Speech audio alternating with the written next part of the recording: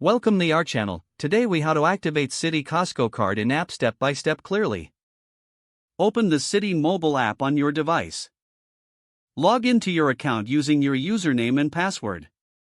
If you don't have an account, tap on the register option to create one. Once logged in, navigate to the main menu. Select accounts from the menu options.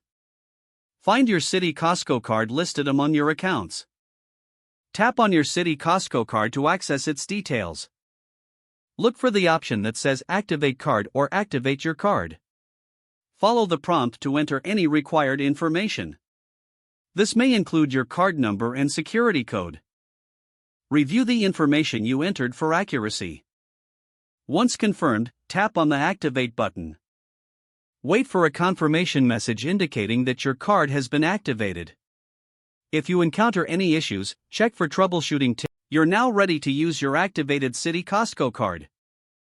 If the page does not load, refresh the browser or try again in a private or incognito window.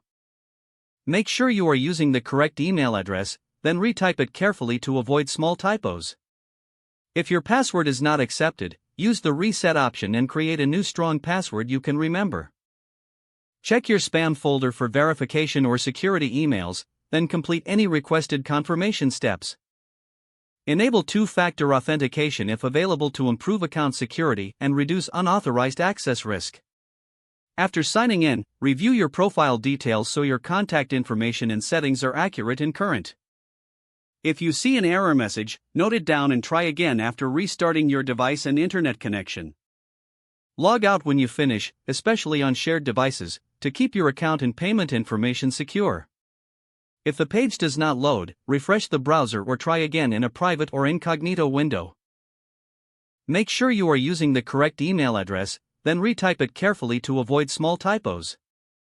If your password is not accepted, use the reset option and create a new strong password you can remember. Check your spam folder for verification or security emails, then complete any requested confirmation steps.